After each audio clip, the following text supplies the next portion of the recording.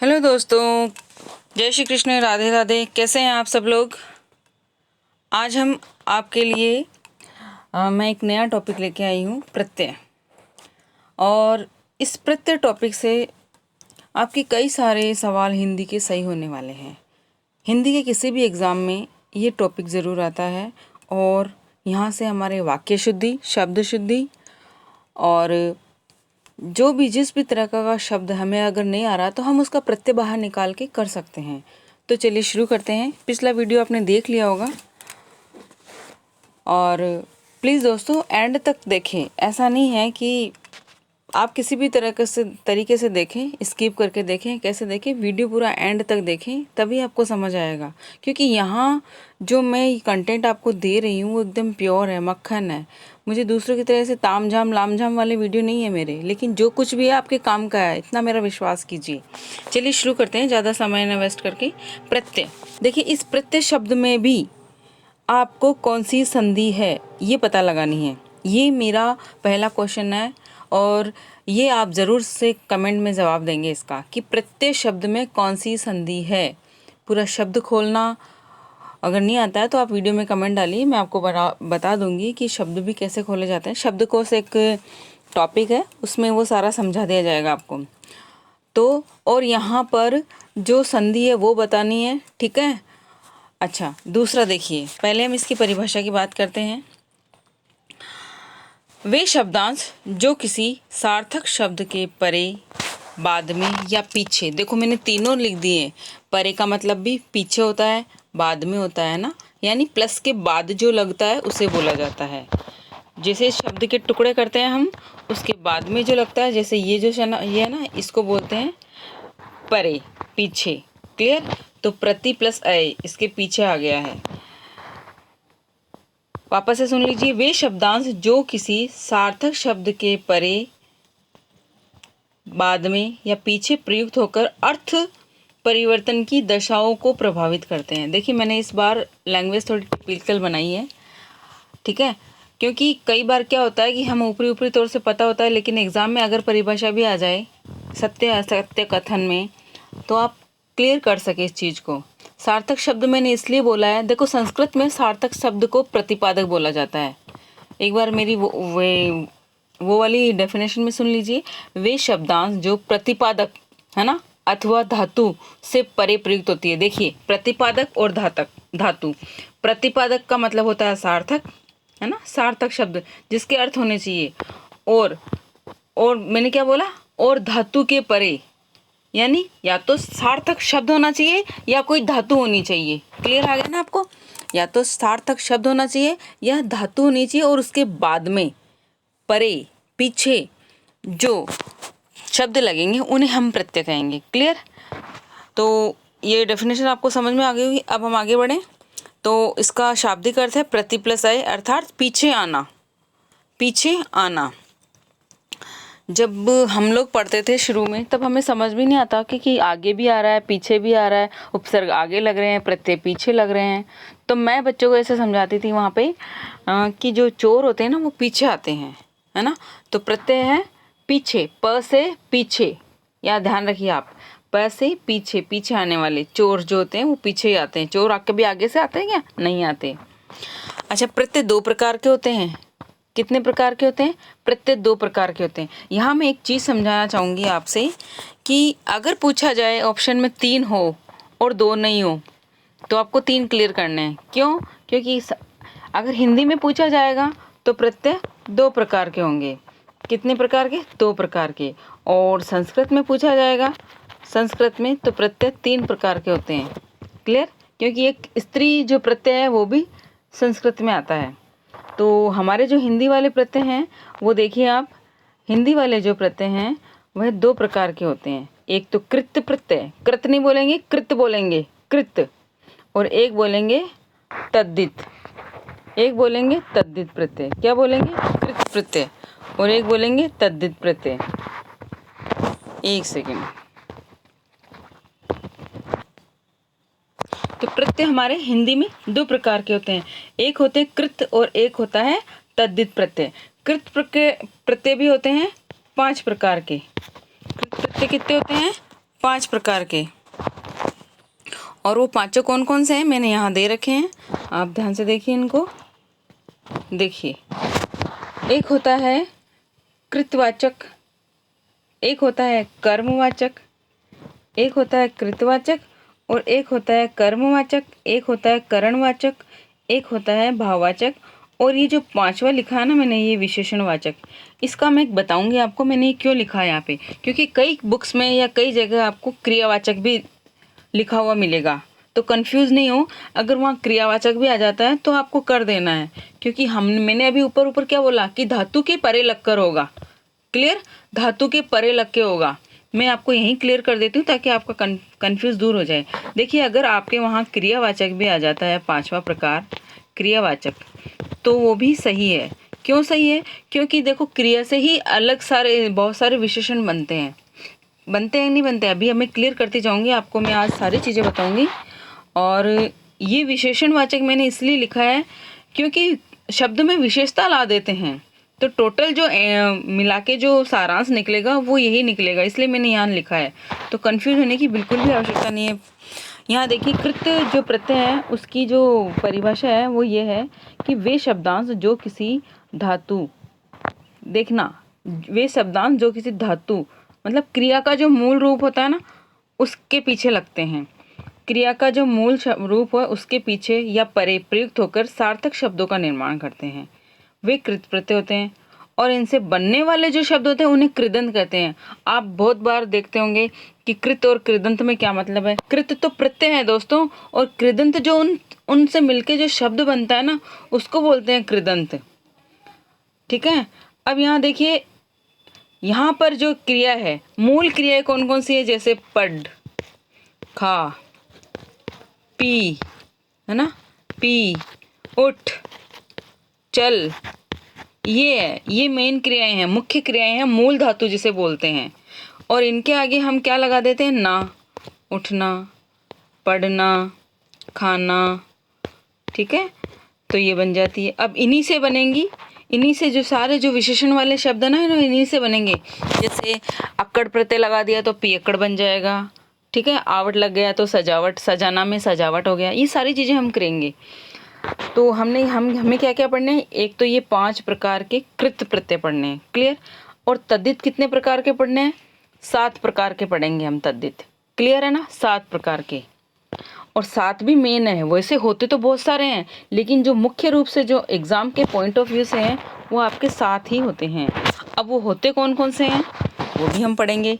एक चीज़ और यहाँ मैं बता दूँ, अगर रिट में किसी के संस्कृत है तो थोड़ा ध्यान दें, और संस्कृत नहीं हो तो भी ये थोड़ी सी समझने वाली बात है कि अगर ऑप्शन में आ जाए ऐसे ही वाले रिट वाले, ध्यान दें थोड़ा, अगर ऑप्शन में आ भी जाए तो आप निकाल तो सके कि क्वेश्चन क्या है, क्योंकि आजकल बेसिक कॉन्सेप्ट अगर क्लियर होगा तो ही आप जीत पाएंगे। देखिए, संस्कृत में प्रत्यय होते हैं 3 प्रकार से। संस्कृत में कितने प्रत्यय होते हैं, 3 प्रकार से। एक तो होता है कृत, ठीक है, ये हो गया कृत, एक तद्धित, और एक होता है स्त्री। ये तीनों। अब ध्यान से सुनना, मैं यहाँ क्या कह रही हूँ। कृत जो प्रत्यय होते हैं ना वो तो हमने पढ़ लिए 5 होते हैं। क्लियर, वहाँ भी 5 और यहाँ भी 5, बहुत सारे होते हैं वहाँ तो, और वहाँ 5 अलग अलग तरीके से होते हैं। बहुत कन्फ्यूजन रहता है। अगर किसी को चाहिए कि मैं पढ़ाऊँ तो मैं वो भी पढ़ा दूँगी आपको, तो आप कमेंट सेशन में लिख देना। और तद्धित जो प्रत्यय हैं जो मैं आप बताने जा रही हूँ, सुनना। तद्धित जो प्रत्यय होते हैं ना उनमें भी बहुत से जो प्रत्यय ऐसे होते हैं, जैसे सुप प्रत्यय होते हैं। सुप 21 प्रकार के होते हैं, और तद्धित होते हैं वो 18 प्रकार के होते हैं। 18 अध्याय होते हैं जिन्हें बोलते हैं। और स्त्री में भी 8 प्रत्यय होते हैं, 8 प्रकार के, ये सारे होते हैं। क्योंकि जैसे स्त्री में तो जैसे तिंग प्रत्यय आ गया, ऐसे बहुत सारी चीज़ें हैं। तो अब हमें यहाँ संस्कृत तो पढ़नी नहीं है, तो इतना ही बताना चाहूँगी। क्लियर, अब यहाँ पढ़ेंगे हम आगे आपके कृत प्रत्यय जो मैंने आपको बताया। अब ये देख लीजिए आप, मूल धातु क्या क्या है, कौन कौन सी है वो मैं बता ही चुकी हूँ, है ना। जैसे तार, मार, जार, ऐसे भी होता है ना। अब देखिए कृदंत कैसे बनेंगे, ये जो लगेगा ना इसके आगे ये अक प्रत्यय लग रहे हैं सबके, और ये फिर शब्द बने तारक, मारक। ये तो चीज़ होगी अपनी थोड़ी हल्की फुल्की। अब हम एक एक को पढ़ेंगे, और फिर हम डेफिनेशन सहित इनकी जानकारी लेंगे। और एंड में आप वीडियो एंड तक देखना, और क्वेश्चन फॉर्म में भी मैं करवाऊंगी, तो आपके कितने सारे क्वेश्चन चाहिए प्लीज़ लिख के ज़रूर भेजिएगा आप लोग। अब थोड़ा यहाँ देख लीजिए, एक परिभाषा और मैं लाई हूँ आपके लिए। देखिए, प्रत्यय जो होते हैं, प्रति प्लस अय, शब्द को खोल दिया, यानी वही चीज़ मैंने यहाँ लिखी है कि वे शब्दांश, है ना। अब देखिए ध्यान से देखना, यहाँ पे कई लोग पूछते हैं कि मैम ये शब्दांश होते हैं, ये होता क्या है, या शब्दांश किन्हें कहते हैं।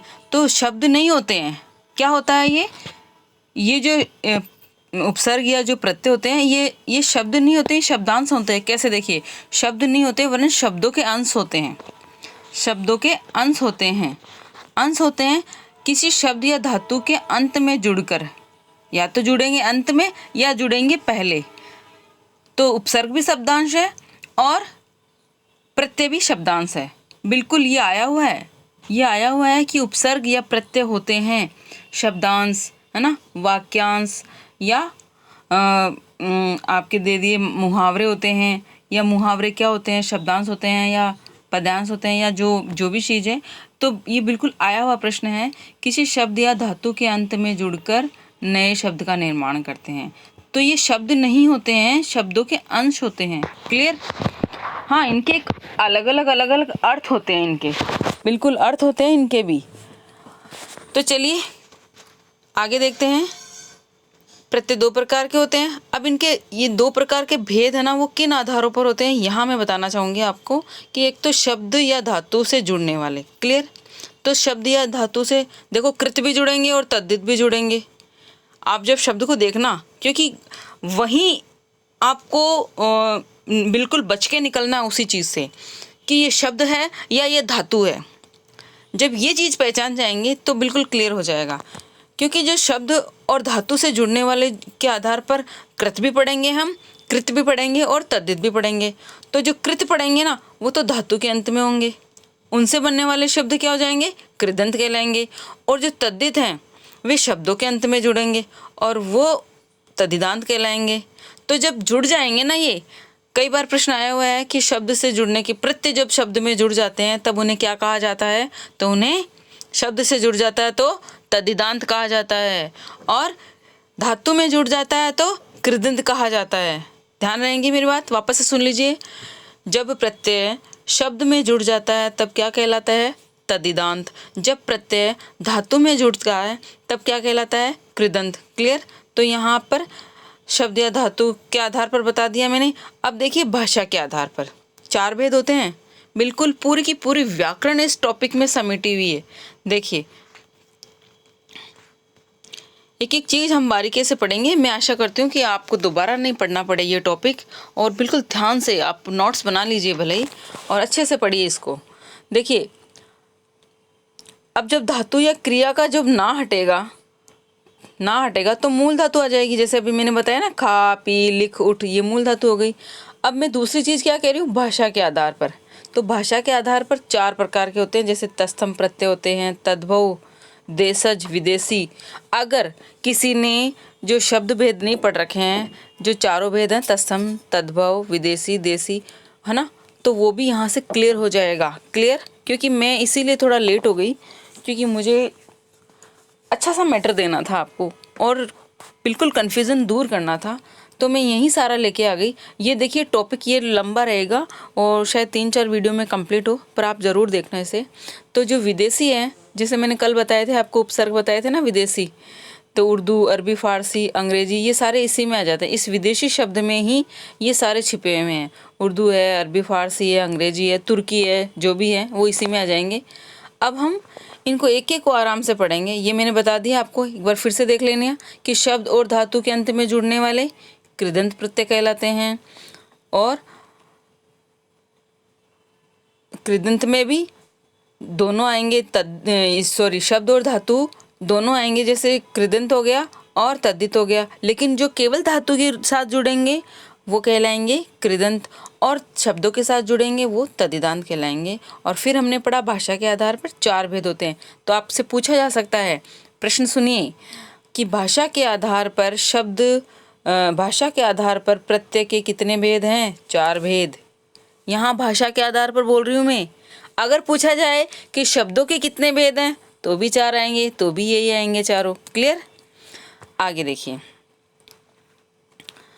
अब हम 5 प्रकार के, जैसे मैंने पहले ही बता चुकी हूँ आपको कि कौन कौन से होते हैं। जैसे यहाँ से देखिए एक बार ये चीज़ 5 प्रकार के, तो ये चारों मैंने पांचों बता दी। अब मैंने यहाँ क्रियावाचक लिखा है क्योंकि वहाँ मैंने विशेषणवाचक बताया था ना पहले आपको।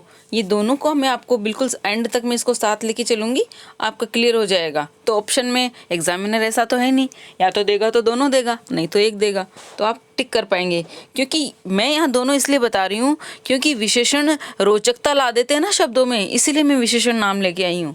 और जब दोनों ला देंगे, दोनों में हम पढ़ेंगे तो हमारे दिमाग से कॉन्सेप्ट क्लियर हो जाएगा दिमाग में कि हाँ अगर आएगा तो इन दोनों में से एक आएगा, और शब्द भी ऐसे ही बनेंगे।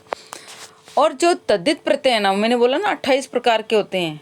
जैसे संज्ञा वाले भी होंगे, सर्वनाम भी आएंगे, शब्दों से मिलकर बनता है। ये देखिए यहाँ पे मैंने लिखा है अलग से, ध्यान से देखिए इसको। जैसे शब्द, तद्धित प्रत्यय किससे जुड़ेंगे? शब्दों से। क्लियर?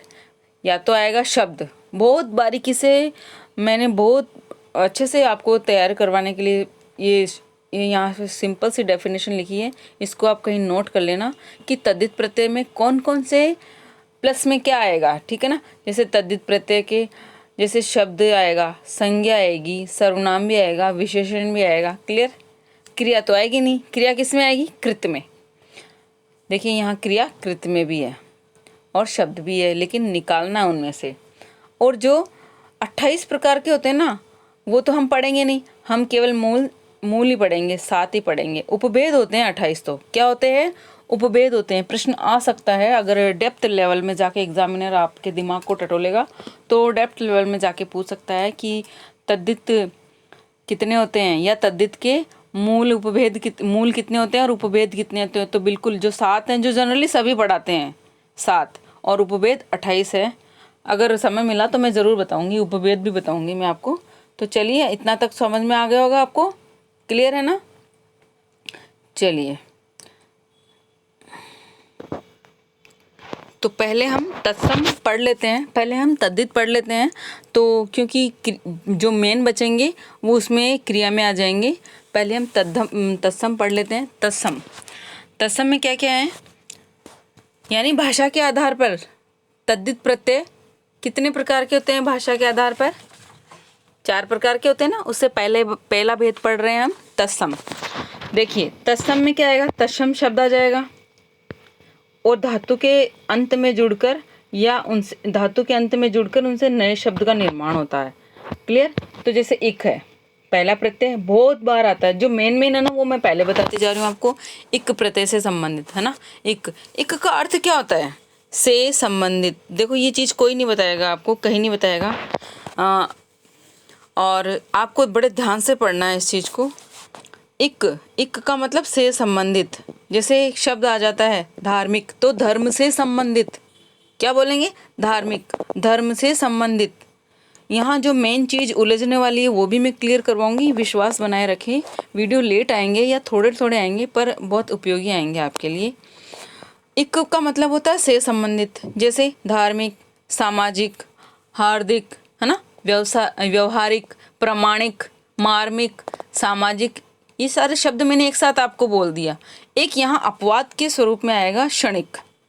क्या शब्द बनेगा अभी नीचे आ जाएगा, मैं बताऊंगी उसके बारे में भी। पहले थोड़ा ये देख लेते हैं। तो पहले तो ये तद्धित और इनसे बनने वाले शब्द क्या हो जाएंगे? तद्धिदांत। अब फिर तद्धिदांत जैसे हो जाएगा ना, सुनिए ध्यान से, जैसे ये तद्धिदांत हो जाएगा ये विशेषण हो जाएंगे। क्लियर? ये शब्द नए हो जाएंगे ना भाई। धर्म शब्द है एक, और एक प्रत्यय लग जाएगा तो शब्द विशेषण में बन जाएगा कि नहीं बन जाएगा? और फिर जैसे ही विशेषण में बन जाएगा ये कर्मधारय हो जाएगा। तो 3 चीज़ क्लियर हुई। आपका विशेषण भी क्लियर हो रहा है, आपका समास भी क्लियर हो रहा है। क्लियर है ना? और आपके वो जो तत्सम तद्भव ये शब्द पढ़ते हो वो भी क्लियर हो जाएंगे। क्योंकि तत्सम शब्द धर्म, तत्सम शब्द है एक, तो धर्म क्या है? तत्सम शब्द है ये। और तत्सम शब्द की परिभाषा पूछी जाए तो आधे अधूरे, कटे फटे लेटर, संस्कृत से ऐसे कैसे काम आने वाले, और जिनमें र ऊपर आता है इस तरह से, एक री नीचे ऐसे आता है शब्द के, ये वाले री, है ना, आधा लेटर, और ये अनुस्वार, ये ये वाला, ये सारे तत्सम में आते हैं और बताते जाएंगे आपको। देखिए अब थोड़ा ध्यान से देख लीजिए, मैंने इतनी सारी चीज़ें बता दी है, आपके कहीं से भी कुछ तो दिमाग में सेट होगा। देखिए जो तत्सम शब्द है उनमें उनके आगे अगर कोई प्रत्यय लग जाएगा तो शब्द क्या बन जाएगा, शब्द विशेषण में चला जाएगा और समास भी कर्म हो जाएगा, धर्म से संबंधित हो जाएगा, है ना। और तत्सम शब्द है ही है। अब देखिए शब्द के आरंभ में क्या होगा, कैसे बनेगा ये। जैसे मान लीजिए ये शब्द है धार्मिक, ये शब्द है यहाँ पे देखिए धार्मिक, अंतिम वर्ण में ई की मात्रा लगानी है। देखिए जैसे शब्द है धर्म, ये क्या शब्द है धर्म, यहाँ देखिए, और इस मैं के ऊपर आपको ई की मात्रा लगानी है। पहला शब्द है, पहला वर्ण है ध और दूसरा है मैं, क्लियर है ना। पहला है मैं ध और दूसरा है मैं, तो दूसरा शब्द इसका अंतिम हो गया ना। तो अंतिम वर्ण में ई की मात्रा लगानी है आपको। ये जो इक है ना, ये इसकी इक की मात्रा लगेगी। और जैसा प्रत्यय है, कैसा प्रत्यय है ये प्रत्यय, और इसकी मात्रा कैसी है छोटी, ये छोटी ई है ना, तो जैसा प्रत्यय है वैसे ही इसकी मात्रा लगेगी। ये प्रत्यय की पहचान है। ध्यान से सुन लीजिए आप मेरी बात, ये बड़े ही ध्यान से सुन लीजिए मैं क्या कहना चाह रही हूँ, क्योंकि ये चीज़ कोई नहीं बताता। देखिए मैं क्या कहना चाह रही हूँ, जैसे ये धर्म, ये यहाँ लिख देती हूँ, ये धर्म प्लस इक, ध्यान से सुनिए, तो इस पे मात्रा छोटी है ना, ये छोटी ई वाला है ये। तो आपके जब चार शब्द आएंगे ना ऐसे, धर्म प्लस इक आ जाएगा, क्लियर। तो और कोई दूसरे ऑप्शन को मत देखना आप, ये दोनों ऑप्शन देखने हैं आपको। एक में मात्रा छोटी आएगी और एक में मात्रा बड़ी आएगी। तो ये देखना कि जैसा प्रत्यय है, इक प्रत्यय में कौन सा है, इक प्रत्यय में मात्रा ही नहीं है, छोटा ई है ना, लघु है। तो जैसा प्रत्यय है ना वैसा ही आपके टुकड़े करने के बाद में वो दिखाई देगा, क्योंकि ये तो गलत हो जाएगा और ये आपका सही होगा। ध्यान रखिए, इक है ना ये छोटी ई वाला, ये सही रहेगा और ये बड़ा हो जाए, ये बड़ी ई वाला ये गलत है। जैसा प्रत्यय है वैसा ही टुकड़ा शब्द के बाद में दिखना चाहिए, टुकड़े करने के बाद में होना चाहिए। ये तो हो गई मेन इंपॉर्टेंट चीज़। सब जगह देखिए ना आप, यहाँ भी देखिए, यहाँ भी देखिए, यहाँ भी देखिए, सब में जो इक प्रत्यय प्लस के बाद जो प्रत्यय लगा हुआ है ना, वो वही प्रत्यय होगा जिसमें वैसी जैसी मात्रा होगी वैसा का वैसा इधर आएगा। आ गया होगा समझ में आपको। अब हम इनको पहचानते हैं कि करने कैसे हैं, करने कैसे हैं आपको। ये देखिए, मान लीजिए आपको शब्द दे दिया सामाजिक, शब्द दे दिया हार्दिक, शब्द दे दिया प्रामाणिक, है ना। ये तो मैंने आप खोल के बताए हैं। वहाँ आपको मान लीजिए शब्द दे दिया धर्म या और कुछ भी, प्रामाणिक दे दिया, चलिए धर्म ही ले लेते हैं, इससे ज़्यादा समझ में आ जाएगा आपको। धर्म दे दिया और कह दिया इक प्रत्यय लगने के बाद में शब्द बनेगा, ये दे दिया। और फिर क्वेश्चन आ गया कि इक प्रत्यय लगाइए। तो ये जो प्लस के बाद में मान लीजिए यहाँ, इसको मत, दो में तो इधर दे देगा गड़बड़ कर देगा और दो में इधर गड़बड़ करेगा। यहाँ दे दिया इक और यहाँ दे दिया इक, है ना। यहाँ दे दिया धर्म और यहाँ दे दिया, कई बार हो सकता है यहाँ धर्म दे दे और यहाँ ये जो धर्म है ना, ये धर्म ऐसे नहीं दे के इस धर्म को ऐसे दे दे। कैसे दे देगा, ऐसे, ये भी तो धर्म हो गया, है ना। तो रह कैसे भी दे देगा और यहाँ पे दे देगा आपको ये इस तरह का धर्म, तो गड़बड़ कैसे भी हो जाएगी। लेकिन आपको ये ध्यान रखना है मेन चीज़ कि प्लस के बाद में आपका ये वाला इक ही आएगा, क्लियर। जितने भी सारे प्रत्यय हैं, इक का ठेका नहीं है कोई, जितने भी सारे प्रत्यय हैं, क्या ध्यान रखेंगे मेरी एक बात कि प्लस के बाद में जो प्रत्यय जैसा है, चाहे वो इक हो, चाहे इत हो, चाहे वो आयन हो, है ना, चाहे अनियर हो, चाहे और कोई सा भी प्रत्यय हो, कितने भी सारे प्रत्यय हो, ईय प्रत्यय हो, तो ईय प्रत्यय में तो मात्रा बड़ी आएगी, ध्यान रखना। इसलिए आपको प्रत्यय को ध्यान से देखना है कि कौन से प्रत्यय में मात्रा बड़ी है और कौन से में मात्रा छोटी है। तो प्लस के बाद में जैसा प्रत्यय आप पढ़ रहे हैं ना, वो मात्रा भी वैसी ही लगेगी। शब्द जुड़ने पर मात्रा वैसे ही लगेगी। समझ में आ गया होगा। और आज मैं आपको इतना ही करवा पाऊंगी क्योंकि अब मैं 20-25 मिनट तक का वीडियो दूंगी। और एक चीज़ और बता दूं आपको यहाँ से, ये देखिए बहुत इम्पोर्टेंट चीज़ है। शब्द के आरंभ में यानी शुरू में जैसे ये क्या है, धार्मिक, शब्द क्या बना, धर्म से धार्मिक बना है, धर्म प्लस इक, तो इक मात्रा प्रत्यय की जो ई मात्रा है वो तो सेकंड वाले वर्ण पर लगेगी, और चेंज कहाँ हो जाएगा, प्रथम वर्ण में। चेंज कहाँ हो जाएगा, जैसे ही प्रत्यय लगेगा, प्रत्यय की मात्रा दूसरे वाले वर्ण पर लगेगी तो प्रथम वाले लेटर में चेंज हो जाएगा। चेंज क्या हो जाएगा, क्या हो जाएगा, शब्द के आरंभ में, ये देखिए ये ध है, ये इसमें ए लगा हुआ है ना, ए स्वर बाहर आ रहा है, तो यहाँ पर आ हो जाएगा, ये ए का क्या हो जाएगा, आ। तो ये मैंने एक छोटा सा कॉन्सेप्ट यहाँ लिख के दिया है, आप इसको कहीं हाशिए में अटका लें। अगर शब्द के प्रथम वर्ण में अ है तो आ हो जाएगा, क्या हो जाएगा, आ हो जाएगा। क्लियर, शब्द के प्रथम वर्ण में अ है तो आ हो जाएगा। जैसे ध है ना, तो धा हो गया ना, ये आ लग गई मात्रा। शब्द के प्रथम वर्ण में ई है या बड़ी ई या ए, तो आई बन जाएगा, क्या बन जाएगा, आई बन जाएगा। बिल्कुल ये काम में आएंगे आपके।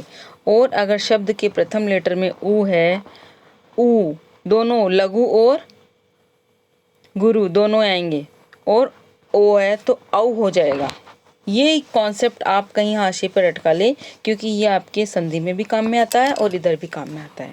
क्लियर, अब हम थोड़ा इसको देख लेते हैं। आपको देखो ये समाज लिखा हुआ है और एक प्रत्यय जोड़ना है, तो ये ज में यहाँ पर ये देखो ये मात्रा यहाँ लग गई ना, ये वाली मात्रा ज में लग गई, की मात्रा जिक बन गया ये।